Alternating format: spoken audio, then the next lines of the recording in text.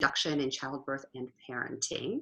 And joining us today as well is Carrie Brooks, integrative health nutritionist and women's health specialist, and Allegra Lucas, a licensed marriage and family therapist. So happy to have you both. And before we dive in, there's a little survey that will pop up. Feel free to fill that out at your convenience. We'd love to know where you are in your pregnancy. And before we dive in, I just want to acknowledge that pregnancy can bring on a lot of feelings of stress due to fears and uncertainties. This is all very, very normal. And if you're feeling stressed right now, there's nothing wrong with you, and you're definitely not alone in this. And you may be experiencing different types of stress, and so I'll go through some of those. The first and the most common is the physical stress. It's the pain of pregnancy, your baby growing in your uterus, putting lots of pressure in different parts of your body, and the hormones roaming through your body in different ways than you were ever used to. And so it's important to acknowledge that. And we thankfully spent a whole hour talking about common discomforts of pregnancy and some things that can be really helpful with a colleague of mine in the last session. So if you've missed that one, I really encourage you to take a look at that so that you can learn some ways that you can decrease some of these discomforts to make your pregnancy more enjoyable. The next and the most common stress is psychological stress. That's the emotional stress. That's your fears, sadness, cognitive stress from information overload, anxiety, even panic attacks for some, or just general feeling of not really being yourself or having a sense of out of control, which many of us, pregnant or not, are feeling in the current state of the world. And although it's common to have stress in pregnancies, it can take, if it's not managed well, it can take a really big toll on the body. And so when these moods and emotions take over, they can cause symptoms that we call psychosomatic. And actually they're feelings of illness as well. So I'm just looking at the poll here. It looks like many of you are in the second and third trimester of pregnancy. Definitely really exciting, but also can be stress-provoking time in the pregnancy. Thank you so much for being here. So when you have periods of prolonged stress, it can really suppress immune function and increase your susceptibility to infection, which we really want to try to avoid, especially right now more than ever. And when we've studied pregnancy and stress and looked at placentas, actually, of pregnant women, so a group of women that had normal, low-stress pregnancy, self-reported, and those who had really high levels of stress in their pregnancies, and evaluated the placentas, we saw that the placentas of those who had undergone high levels of stress through their pregnancy looked quite sick, gray, calcified, huge difference visually. And so this is not meant to make you feeling more stressed about your state of stress, because this can be a very vicious circle. But what we want for you to know is that this is very important. This is important. It's important to remember that you have tools that can help you to manage your stress effectively. And this is the perfect time to learn those tools. So what do we do now? After we recognize the stressors, after we name our fears, how do we keep from spinning out of control? How do we keep those cortisol levels down, which are so important to keep down in our body so that we don't, the body doesn't think that it's running from a wild animal and rushing all of the blood to the brain, the heart, and the other organs, and actually shining away from the uterus, which is so important right now. So what we hope that we can do today is offer some simple and effective strategies that has been shown through research to reduce stress. So I'm going to go ahead and start talking just a little bit about physical stress, because I know we covered that quite a bit. But one of the really important components of this is sleep. We know that, sleep can be really, really challenging in times of stress and in pregnancy in particular because of various ailments. So it's important to first identify what is causing the disturbance in sleep. Is it that you have a racing mind and you're not able to go back to sleep, or you're waking up in the middle of the night or odd hours and you just can't stop those thoughts or calm them down or ease back into sleep? Or is it that you're really physically uncomfortable? So, you're having some pains and discomforts, having to get up to pee, some of the things that we can actually really work through. So I want to offer some strategies, because what can happen is you can get into this vicious cycle. You're stressed, so you can't sleep, and then you can't sleep, and that makes you more stressed, and so on and so forth. So it's really important to find ways to stop that cycle so we can get you well rested. So the recommendation is to sleep about, you might hear 8 to 10 hours or 7 to 9 hours. Both of those ranges are fine. And that should be in a 24-hour period and kind of one chunk of time. So instead of lots of naps, it's really important to get the full night of sleep. So make sure that you're using your bed really just for sleep or sex, but no TV, no working, no screens, not anything that's giving your body the signal that you should be doing something else besides sleep. So that's really, really important. And it might seem really simple, but it can be, just changing that can make a really big impact. Avoiding media use. Really hard to do that, especially when we really want to stay abreast to what's happening in the media. But super important to really limit that time, especially before sleep, because that stimulation can really cause a disturbance in your sleep. And so, an hour before you go to sleep, making sure the devices are off, that blue light is not interfering with your circadian rhythm and causing anxiety. Silencing or vibrating your phones, or even taking them out of your bedroom completely, or putting them on airplane mode, a way so that you're not constantly getting that signal into the room. Making the room dark, super important, especially if you're sensitive to light. So an eye mask can be helpful if you don't like the feeling of a mask on your eye, making sure that you have heavy curtains that are blocking out the light. Making sure the temperature control is right. So make sure that it's really, it's nice and cool. So even having a fan or some kind of air circulation can really improve sleep. And, the sound. If you are, sensitive to sound when you sleep, or earplugs or sound machine, there's lots of sleep apps as well that you can use that can help you. And then the other part that I'm going to mention a little bit, but Carrie's going to delve in a little bit more, is the rituals of winding down. How do you prepare your body and your mind for sleep? Very, very important. One of those practices that's really common is mindfulness meditation. And you don't have to be great at it. It doesn't have to, take a half an hour. It can be a short practice. It can be a mindful practice of whatever you feel kind of, relaxes your body and puts you in a state before you start the process of actually laying down and trying to turn off your mind for sleep. So I really encourage you to look at resources and apps and ways that you can start adding that into your routine. For ailments as well, activity is really important. So you don't want to be exercising right before you go to bed, but having some kind of a movement practice throughout the day can be really useful, especially for hip pain, back pain, neck pain that is really common in pregnancy. When you're doing slow movement and stretching, that helps your ligaments in your hips become more fluid, and it's really going to decrease your pain when you're sleeping. Making sure that you have lots of pillows around you can really help as well. So go online and find that right kind of pillow that's really going to curve your body in the way that's going to make you feel comfortable. Your partner might enjoy it too. Mine loved the body pillow that I had when I was pregnant with both of my kids.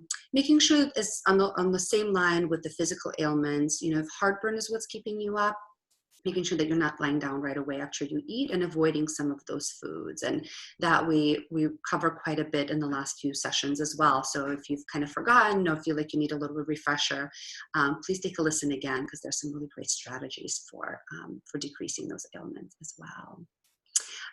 The last but not least, we encourage hydration, water, but not right before you go to bed. So you're not waking up frequently and going to the bathroom. It's okay to hydrate a lot in the morning and during the day, and really you don't have to drink a ton at night. So don't feel like you're not doing your due diligence at hydration if you're not drinking around dinner time, because it can really help keep you from waking up multiple times to empty your very small and squished bladder at the moment. So you can see that having a routine can be really, really productive, and we'll talk a little bit more about that. But before that, just a couple of herbal remedies that you can try. Strong chamomile tea can be really helpful before you go to bed, lavender essential oils. And if you're really still struggling, Unisom is a supplement that is safe in pregnancy. So Unisom for sleep can be really helpful for many, especially if you're having any nausea in the first trimester. Vitamin B6 and Unisom, the combination of the two, can really help decrease the nausea during sleep and then also help you sleep better through the night. So without further ado, I'd love to introduce Carrie to talk about some of her kind of favorite stress reduction and sleep hacks. Yeah, so thanks so much, Sasha. I love so many of the things that you offered. I'm just going to continue to build on those, and really my focus is on providing some rituals and techniques and practices that can help calm the nervous system. Because obviously right now we're in an unprecedented time of stress and overwhelm, even without being pregnant. And so I'm kind of saying that for those of you that are pregnant, you can look at this maybe as a time of boot camp for yourselves, preparing you for the change in routine that is going to come when your little one arrives. And so it's really, really important and powerful right now, I feel like, to start to incorporate some of these rituals and practices, start to practice them so that they become more habitual. And what that means is, instead of having to negotiate with yourself on a daily basis, because when you're your best self, when you're rested and when you're at ease, it's easy to motivate, right? But when you're feeling stressed and overwhelmed, then that's where motivation comes in. And rather than having to rely on motivation, it can be incredibly powerful to start to structure your day and start to incorporate in more routine in your day. One of the 6 basic human needs in the body is to have some predictability in our routines, right? Some certainty. And right now, for most of us, our routines have been completely disrupted, thrown upside down. And so by creating just some basic rituals or routine or structure around the day, it can provide us the sense of safety and security that many of us are looking for right now. And so the first one, and I'm going to talk about more morning rituals and routines, and then evening. And when I go into evening, I'll also share some additional sleep hacks, is really making sure, one, that you're, again, structuring your day. So no longer are you needing to negotiate it. Like, when am I going to work out? When am I going to focus on restoration or move, on meditation? When am I going to eat breakfast? All of these things can be structured in a way that can be really supportive and become a little bit more of an automatic structure. So the first one is really to sit down and find out what is best for your, what is best, what part of the day is best for you and really feels the most nurturing and nourishing to support you. I'm going to give you some basic outlines that I've seen have worked really, really successfully with my clients, especially in times of high stress and overwhelm. So one is creating some structure, okay? One of the first things that I have so many of my clients do, and I do this in my own day, I also have my children do this, is a gratitude practice. And gratitude has been shown to actually restructure neural pathways and disrupt negative feedback loops in the brain. So what that means is if you can start with a positive thought, right? If you can start, not even just a positive thought, but we're looking at gratitude of looking at, I am grateful for, and then how this how it makes you feel. Like, I am grateful for this community because it makes me feel supported, right? It makes me feel connected. And the feeling is what is going to help actually create this virtuous feedback loop in the brain, so that the body not only is going to be producing some neurotransmitters, some feel-good neurotransmitters like dopamine. It's been shown to raise dopamine. Gratitude has been shown to raise dopamine and also calm the nervous system. But with every time the brain releases a little dopamine, it's the encouragement the body needs to start following those thought patterns. So incredibly powerful. Now, gratitude practice can look very, very different. It may be sitting down and writing. There's a lot of power behind sitting down and actually writing out what you are grateful for in the day. And I have people do this even before their feet hit the ground. It may be just picking up your phone and texting somebody, emailing them, or a friend, and telling them and expressing your gratitude for them and how they make you feel in their life. It may be, a lot of times gratitude may be, I may do it when I'm outdoors, right? Or have outdoors and connecting with nature, maybe on a hike. So there's so many different ways. My children and I do it when we were on our way to school in the morning. We would each go around and share one thing that we were grateful for and how it made us feel. And that was our gratitude practice. So any way you can fit it in really has been shown to actually calm the nervous system and help encourage kind of that more virtuous pattern to decrease stress and lower anxiety in the body. Another one is before you eat something, it's just go and get a warm glass of water. You can add some lemon in it. And what that does is it actually helps to stimulate the digestive system, which in pregnancy can be challenging, right? And so it helps stimulate digestion, helps stimulate bile production, gets the body going, also gets metabolism, starts to raise the body temperature a little bit and get your metabolism running. And then you're already starting your day with 8 ounces of water. You've already checked that off your list. You could also incorporate in a warm beverage, like maybe some herbal tea, like ginger tea or mint, which can be helpful for nausea. And if you are doing coffee, I invite you to actually upgrade your coffee. And what that means is coffee not only raises your stress hormones, cortisol, which is also your energy hormone. It also raises things like dopamine, but it also can spike blood sugar. And that can be one of the reasons why after having coffee, you can actually get jittery. It's not just the caffeine itself. And adrenaline. So if you're already feeling anxious or a little overwhelmed, to minimize that effect, if you still just love your coffee, and that's part of your nurturing routine in the morning, is to actually add a little bit of collagen protein. You can do collagen powder in it, doesn't taste, or you can add a little bit of fat, like coconut oil or grass-fed butter, or full-fat cream, as long as you're okay with dairy. And that actually will help balance the blood sugar and slow the release of some of those stress hormones, so that you're not having kind of the overwhelm effect that can come from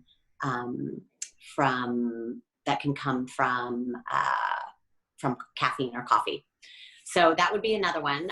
The next one would be starting to structure your eating. So important. And I will tell you that the clients I'm working with right now, this is one of the biggest challenges. Our nervous systems are trying to figure out and adjust to all this added stress and the disruption from our routine.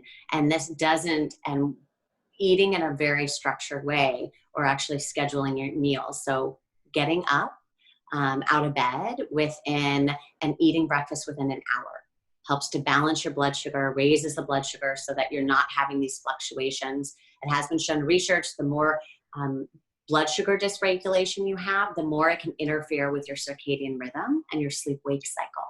So it can actually disrupt sleep because your blood sugar is bouncing around during the day. So starting with breakfast within an hour of waking up, and really balancing, making sure you're adding in some protein and or fat or both with your starch or carbohydrates, because that is going to provide you a little higher level of satiety and allow your blood sugar to increase a little more slowly so that it doesn't spike and then crash. Because the effects of crashing blood sugar, of low blood sugar, is it drives up adrenaline in the body. It also drives up your stress hormone, cortisol. And so again, if you're experiencing overwhelm or stress, those are not hormones that we're wanting. Those hormones are already going to be at a little elevated level. So we're wanting to keep them at bay as much as possible to help support you. So I would sometimes, like, maybe it may even be putting reminders on your phone. This might be a really great habit to get into now, because when your baby comes, I'm going to tell you, it's hard to find time to even eat a meal sometimes. So just putting little reminders like, hey, it's time to eat. And during pregnancy, usually most supportive to be eating more mini meals. So maybe 5 or 6 mini meals, 4 to 6 meals per day. As Sasha mentioned in one of our last discussions, you only need about 300 additional calories. So you're not actually eating for 2, but it is important to spread out those meals a little bit so you don't feel overfull. You give the opportunity for your body to work on digesting a smaller meal, and you also allow the blood sugar to stay a little more balanced. So scheduling those meals, I would say 2.5, 3 hours. If you're feeling balanced, you can stretch them further than that, right? If you're feeling like your cravings are minimized and your energy and mood are good, then you can stretch them a little further than that. So structuring your meals. And then the next would be asking yourself, do I need movement right now? Or do I need something that's restorative? So maybe that's adding in meditation in the beginning of your day. Or maybe it's actually connecting back with a movement practice. And I say movement because right now, your movement practice or exercise may look very different than it did before. And it may look very different afterwards as well. So it's really connecting to what feels nurturing, what feels good, what helps connect you with the movement of joy, right? Or even the feeling of joy. So it may be a yoga practice. It may be going for a hike. It may be going for a run. It may be a hard workout, right? If that's something that you're accustomed to and were doing prior to becoming pregnant. But obviously the power of exercise and movement as it releases and feel-good endorphins, it helps, which can last for hours. It also releases oxytocin, which reduces the sense of pain, and oxytocin is also what's released for bonding, right? To feel safe and secure and bonded with another. So exercise is another great ritual to calm the nervous system and obviously promote overall health and vitality.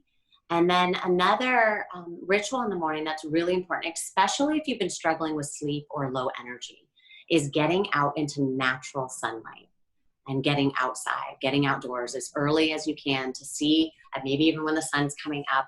It does help stimulate the pineal gland, which also then stimulates some adrenal hormones like cortisol, which helps get you up and get you going in the morning. So many people who do shift work, this is one of the strategies we use, is either getting an artificial light called a happy light, which helps stimulate serotonin and helps stimulate cortisol production, or actually just getting outside into nature and getting outside to improve your vitamin D levels and help set your circadian rhythm and some of your vitality hormones for the day. When you're outside, right, the other powerful ritual of just being outside and in nature is what is deemed as earthing.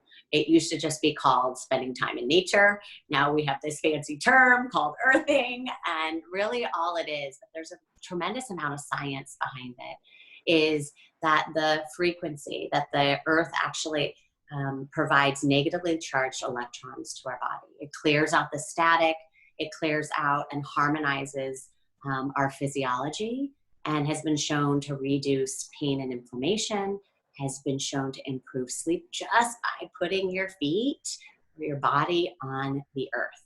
How powerful is that? And you can think of this as when you've gone to the beach, right? One of the only times many of us take off our shoes or actually putting our bodies on the earth, of how good you feel. And there's science behind it. So getting outside, really, really powerful for morning rituals. And I think that can be, there's even the Journal of Environment and Public Health had a study that showed, again, lowered pain, inflammation, and overall sense of well-being was improved just by getting outside. So more reasons for you to get outside in the daytime. For evening rituals, I'm just going to touch on a few of these. And then I'm actually going to take you through a practice that has been shown to help support the parasympathetic, or actually trigger the parasympathetic nervous system. And the parasympathetic nervous system is the opposite of our fight or flight nervous system. Fight or flight is Our stress response, parasympathetic, is our rest, rejuvenate, and digest nervous system. And there are simple ways to actually start um, to turn that nervous system on or trigger it to provide more relaxation and more ease. So in the evening, just to build upon what Sasha said, is really making sure that you're actually getting into a routine. And it should be, as the sun sets, you're starting to surround yourself with activities that are actually going to be more soothing and more restorative. It's a beautiful time to incorporate in maybe some reading or a nice evening gentle walk, or also meditation or a breathing practice. So incredibly powerful to really start to shift the pacing of your day from go, go, go, go, go to it's time to start to wind down. One of the things that I love to do myself and encourage clients to do is to start taking a bath, right? A bath where you can add in some magnesium flakes or Epsom salts, which have been shown. And not only does magnesium support about 300 different enzymatic processes in the body, but it actually supports and calms the nervous system. So sitting in a bath for about 20 minutes, you can use a cup of Epsom salts, you could add a little bit of lavender oil, and dim the lights, right? Because light is very stimulating. One of the most stimulating lights is actually the blue light that's given off from our cell phones, from our computers, and from our TVs. So at nighttime, minimizing your electronics. There are some filters that you can put on your electronic devices to minimize the effects of this blue light. What this blue light does is it actually blocks melatonin production, which helps lull us to sleep, and it stimulates cortisol, which is our awakening or stimulating stress hormone. Another thing you can actually use are get blue light blocking glasses. And that actually blocks the light from artificial lights, because there are many people who are very sensitive. Kids can be very sensitive to this blue light. If you struggle with ADD or ADHD, there has been shown some correlation with a higher sensitivity to this blue light. So starting to dim the lights a little bit can be really helpful. Magnesium is also, in terms of sleep aids, is something that can be used safely in pregnancy. Magnesium glycinate is one of the best forms, absorbable forms for sleep, and you can use about 400 milligrams. Otherwise, magnesium citrate or calm powder, which actually can also help not only to calm the nervous system, but also on the regularity side. So if you're struggling with constipation, citrate will actually help loosen the bowels a little bit in the body. And then music, relaxing music. There are different frequencies and tones, binaural beats. If you go to YouTube and type in music for sleep, the science behind it is that there are particular sounds and frequencies that can actually stimulate delta waves in the brain, which is the deep brain waves that help induce sleep, as well as theta. And theta waves are normally what's triggered when you go into meditation in the body. So in terms of foods that can help support relaxation and sleep is things that help support tryptophan, right? Tryptophan is one of the precursors for serotonin, which helps calm us, relax us. So turkey and chicken, dairy products, if you are able to digest dairy. If dairy is problematic for you for sensitivity reason, it can actually interfere with sleep. So you want to be really clear on that. Nuts, actually walnuts and almonds help with melatonin production. So those are something, maybe even just a bite of nut butter at night with a banana. Banana helps with tryptophan as well. And then tart cherry juice, of all things, lower in sugar, but again, you want to minimize perhaps your liquids before bed, so you're not having to get up to the bathroom. But tart cherry juice has been shown to increase melatonin production and actually help aid in sleep. So those are some of my rituals, and I hope that you find them really supportive as you are continuing in through your pregnancy, and then also after, once your little munchkin arrives. The last thing that I want to take you through is just a quick 4-minute exercise. It's a ancient yogic practice. I'm also a yoga teacher, and it can be really, really powerful for shifting feelings of overwhelm and anxiety. It's been researched and also shows that it actually triggers the parasympathetic nervous system. So for all of you that are here, we'll practice this right now, and then hopefully you can use this, really powerful before to use before sleep, but then is also really powerful to use if you're feeling just in moments of anxiety, overwhelm, or stress in the body. So I'm going to have all of you just sit up nice and tall, and you will start with your, we're going to start with your right thumb to your right nostril. The other two forefingers go to the forehead, and then you either use your ring finger or pinky. So I know you think you look really silly here, but you can close your eyes if you want. And we're just going to, I'll actually just do this 1 minute on each side. So it's 2 minutes, but more beneficial the longer you do it, but you can at least get an idea of what this feels like. The other hand is going to go down on your belly, down by your navel, so you can feel your belly inhale. As you inhale, your belly fills up.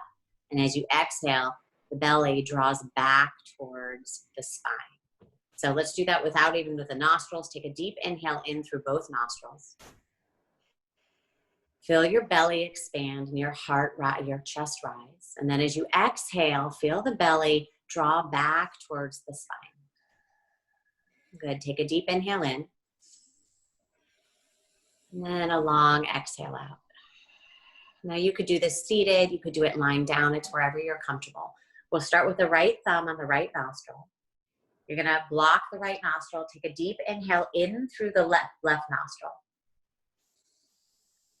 Block the left nostril. Exhale right. Good. Inhale in left. Exhale out right. Breathe in deeply into your belly. Breathe out. Draw navel to spine. Deep inhale in. Fill up.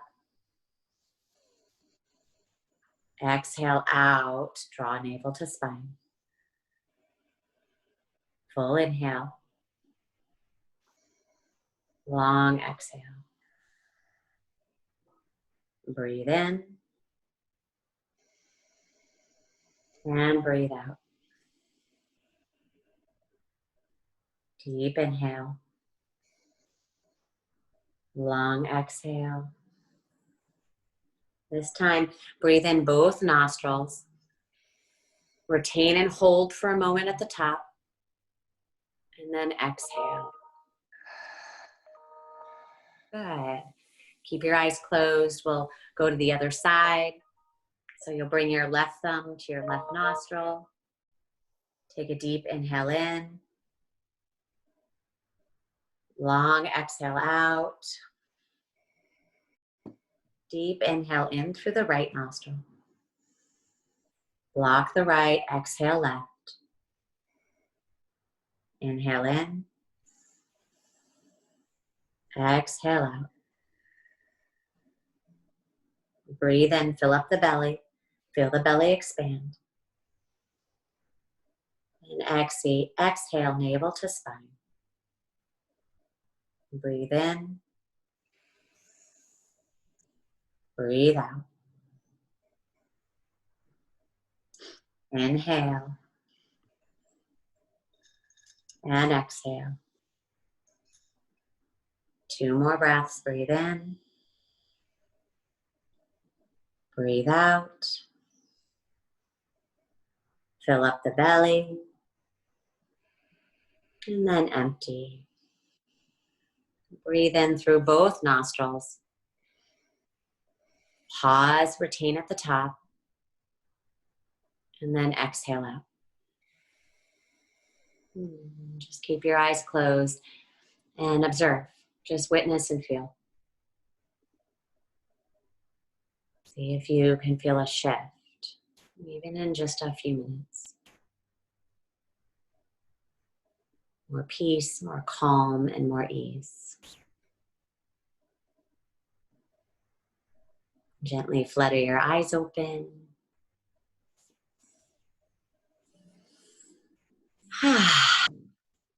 Beautiful. And one of the other amazing benefits of that breathing technique is that it actually increases nitric oxide in the body and even in the nasal cavities, which is your first line of defense against viruses and bacteria. It also helps flood all the cells with additional oxygen, which is going to improve immunity and overall health. So thanks, you guys. I know that was a lot. Thank you so much, Carrie. Really love having you here with us.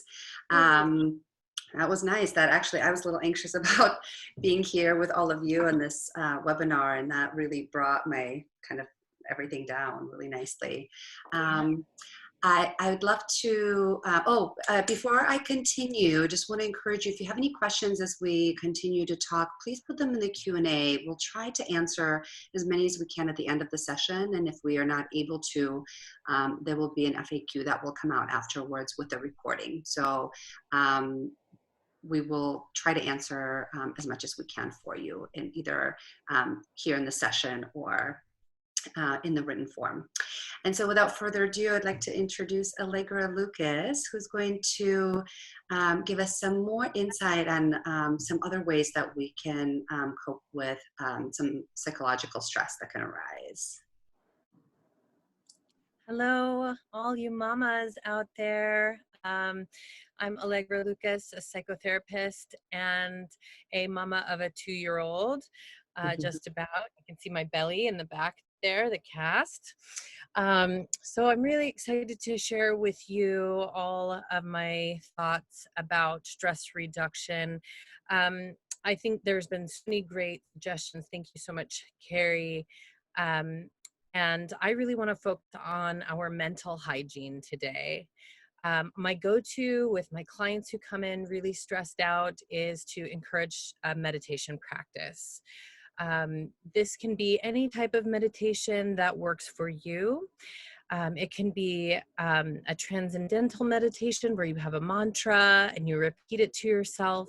It can be mindful meditation, which I believe Sasha's going to do one of those for at the end of our session today, or it can be a movement meditation.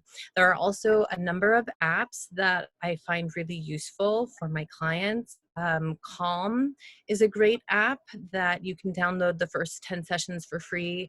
Headspace is another great app where you have somebody who will guide you through meditations or guided visualizations. They actually have one that specializes in pregnancy and stress reduction in pregnancy. And I believe Muse is another widely used meditation app. Now, why I encourage my clients to develop a meditation practice is so that we get in right relationship with our thoughts, or our ability to let go of our thoughts and bring our awareness to thoughts that are more helpful or positive for us. So if you're having thoughts that bring you stressful responses in the body, heart pounding, sweating, lack of sleep, we want to look at those thoughts. And so the way that I do this is through a thought journal. You can take any kind of journal, any piece of paper that you have around, and draw a line down the middle. And on one side, you would write down any thoughts that come up when you are feeling stressed.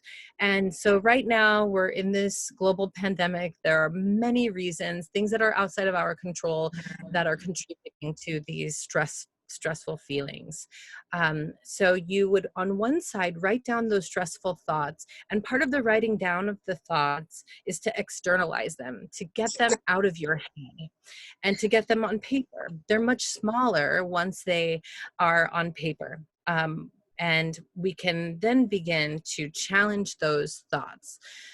So for instance, some of the thoughts I came up with that might be on your list or are on my list sometimes are, I'm afraid of the unknown. And when you're pregnant, there's so much that you don't know, particularly if it's your first pregnancy. So if you're afraid of the unknown, you might write that down. And then on the other side of the page, you would look for a thought to challenge that thought or to balance that thought. So for instance, if you're afraid of the unknown, a balancing thought might be, I know I'm okay right now. So you'd focus on the thing that you do know, the thing that you have control over, the thing that you can manage in the moment. Another thought that might be stress inducing might be, I'm afraid of the pain of labor. Sasha was my midwife, and I remember being so afraid of what it would feel like. And another thought that you could bring up to challenge that thought would be that hundreds, thousands of millions of women have been doing this for centuries successfully, so that you can do it too. Another thought that you might have on the negative or stressful thought might be, what if I get sick? We've got this pandemic going on. What if I get sick? And so you'd come up with a thought to challenge that thought, which would be, I am well today. Or even if you aren't feeling well today, it could be, I'm doing everything in my power to be well and boost my immunity today. So, a good friend told me once that we hold the keys to our brain. And I love that idea because we get to choose the thoughts that we think. And the thoughts that we think create the feelings that we experience. And that then leads to the way that we perceive life, which then leads to the way that we experience a situation. So if you get clarity on what your stressful thoughts are, then you can begin to give yourself options for more positive thoughts. And with a good meditation practice, you can have greater control or access to those positive thoughts. So meditation enables you for the negative thoughts to be less sticky. You'll be able to watch the thought, not judge the thought, let it pass, and then actively place your attention on a thought that makes you feel better. So that is the cognitive behavioral thought journal. One side is your positive thoughts. The other side is the thoughts that are stressing you out. The positive thoughts challenge the negative thoughts, and they're stronger than the negative thoughts. So that's my bit on cognitive behavioral therapy. Thank you. Thank you so much, Allegra. That was great. Along those same lines of, your cognitive expertise, one of the other major stressors that I mentioned earlier was the one of psychosocial stress. I know that you work with a lot of couples, and pregnancy can be such a big life-changing event, and that in itself can bring stress on a relationship that could maybe otherwise be strong. I was wondering if you can speak a little bit to some strategies that couples can use in order to use this time to be stronger instead of kind of grow, in resentment of each other because of these fears that arise. Yes, I love working with couples, and it's such an exciting time for couples about to bring a new baby into the world. But it also can be totally stressful, and conflict can arise or misunderstandings can arise. And so one of the most powerful tips that I have for couples is the 20-minute break. If you feel yourself escalating, if you're in a stressful conversation, if you are having a disagreement or an argument, it is always fair to take 20 minutes. And 20 minutes is the time it takes for the brain to regulate itself and get back online from the limbic system, which is the fight, flight, or freeze response. That's what would come up if you feel threatened in an argument with your partner. If you allow yourself to take 20 minutes, maybe do a meditation on one of your apps, then you'll be able to get back online to the prefrontal cortex, where all of your empathy and your logic lives. So you can take a 20-minute break from any conflict, but the key with the 20-minute break is that you have to promise your partner when you will be back. Otherwise, there's a threat of feeling abandoned. If you're like, I just need to take a break, and you leave, the other person may be left hanging and feeling really uncomfortable. But if you say, I need 20 minutes or even an hour, I need an hour, I'm going to go take a walk, and I promise I'll be back at this time, reassuring your partner that you will return. That is a really powerful tool and can help slow things down a lot in a stressful conversation or stressful exchange in a couplehood. The I statements. Those are always really powerful. And this is something that you can practice. It's not always available to us if we're feeling in a state of hypervigilance. So you would, if you find yourself blaming your partner, you can check your phrasing and use an I statement instead.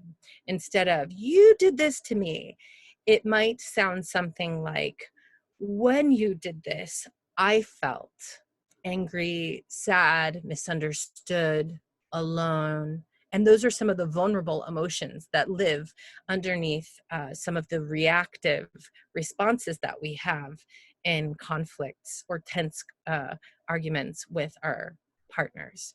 So try using an I statement here and there in the next couple of weeks. And oh, I love this one as that you can always come back.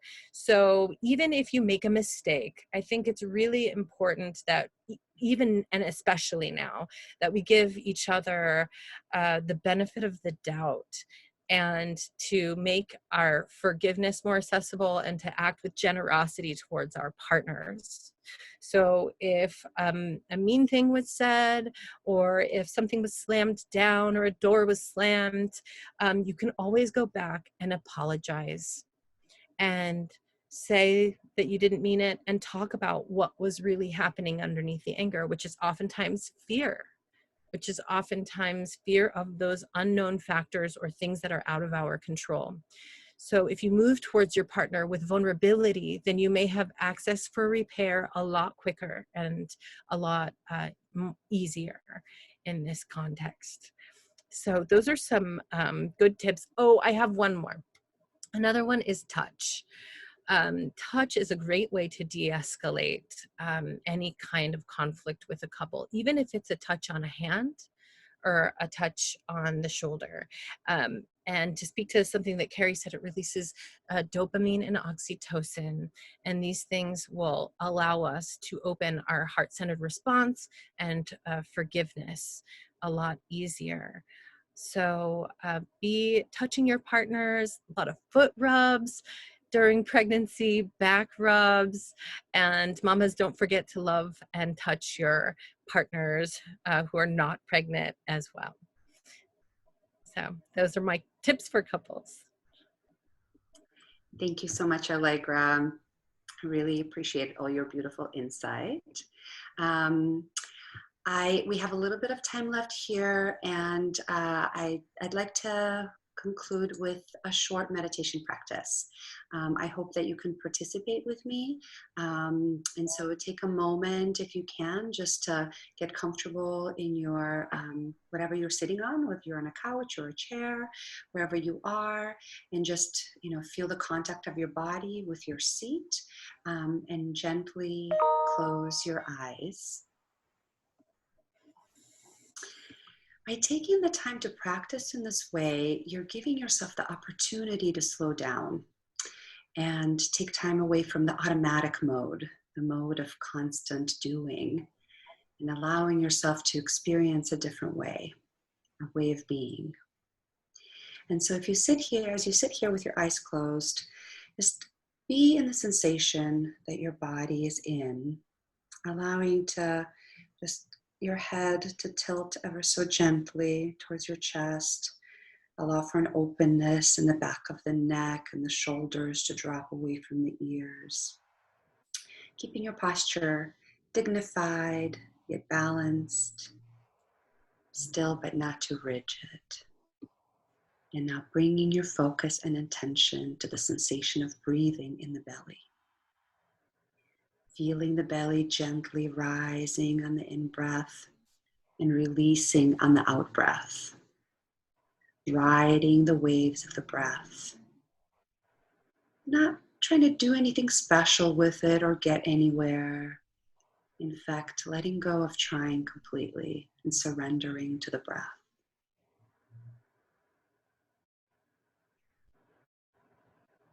Notice any changes, sensations in the belly. The way your air enters the body and leaves the body, all on its very own. Fully present in this moment.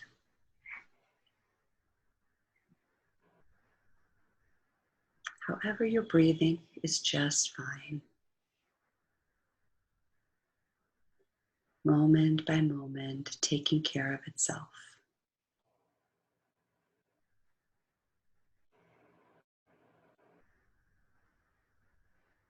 Now you may notice that the mind has this tendency to wander away from the sensation of breathing. Gets caught up in thinking, commencing, planning, judging, working, creating stories about what happened in the past, what might you need to do in the future. When you notice that your mind has wandered, that in itself is that moment of mindfulness, a moment of waking up. Taking note, okay, this is what was on my mind, and then letting it go gently and kindly, escorting it back to the sensation of breathing. The kind part is the important part, because there's no wrong way to do this. Just doing it the best way that we know how.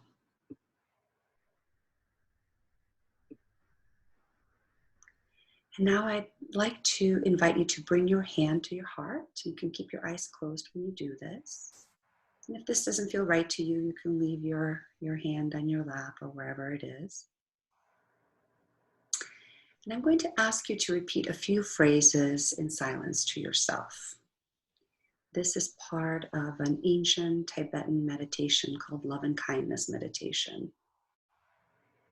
And know that you might not feel the things that you're saying, especially if you have any fears about your health or safety or not feeling particularly happy in this moment. And that's okay, and it's completely understandable.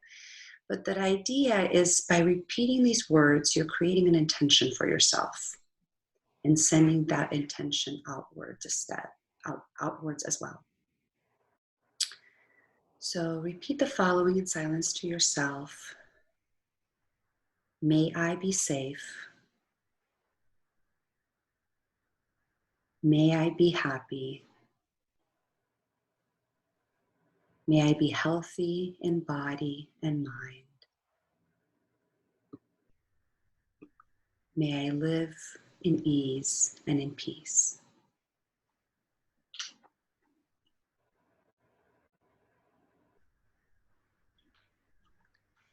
May my child be safe. May my child be happy. May my child be healthy in body and mind. May they live in ease and in peace.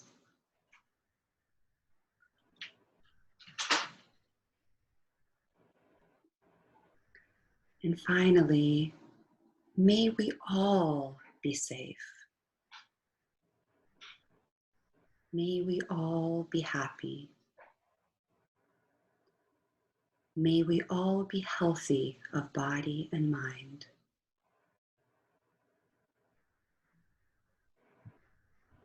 May we live in ease and in peace. With all of the uncertainty right now, in this moment in time, you are safe, and your heart is beating, and your lungs are expanding and contracting to bring life into your body. Your feet are planted on the ground if you're sitting on a chair. Remember this during stressful times, that you have the ability to slow things down.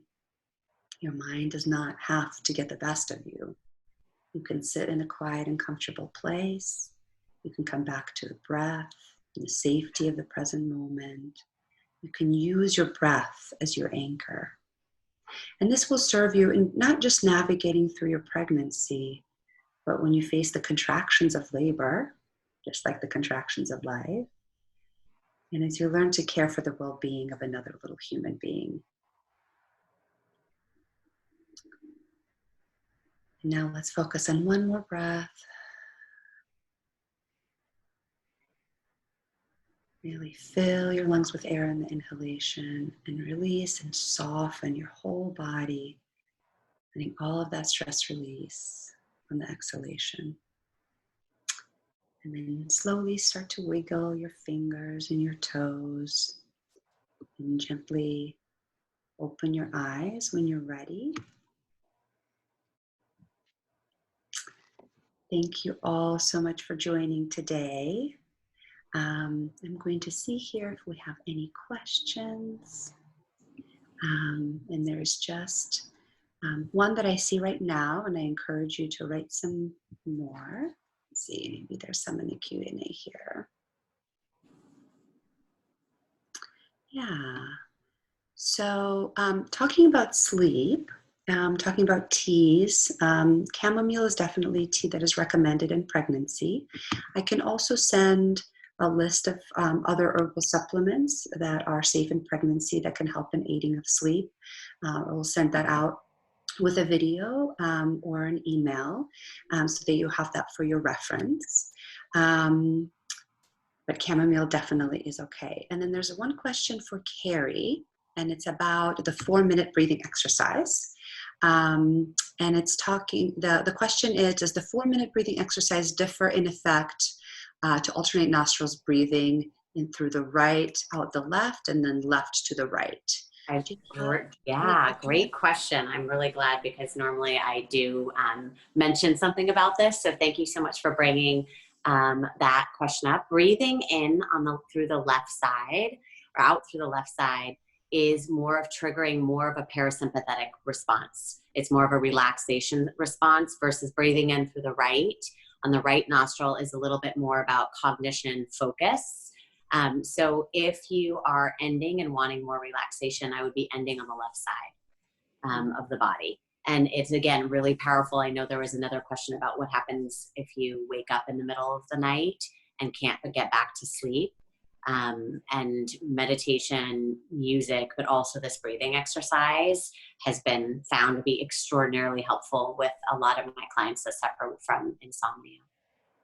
Yeah, thank you so much. There's definitely also a level of sleep disturbances, things like sleep apnea that come up, and that's something that warrants a sleep study and a diagnosis because that can really disturb your quality of sleep on a high level. My husband suffers from it, and he has to sleep with a machine, and it's really been a lifesaver for his energy and just overall life.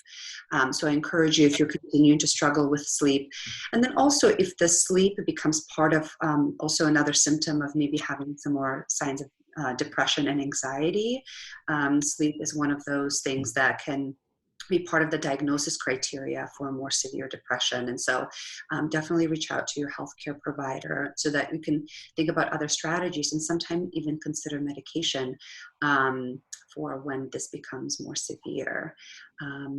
There's one question that I thought maybe we could have Allegra answer, which is how any strategies on staying calm during when other family members are getting frustrated. So especially when things kind of snowball, different conversations come up and there's this level of anxiety that comes up. Any ideas for something like that?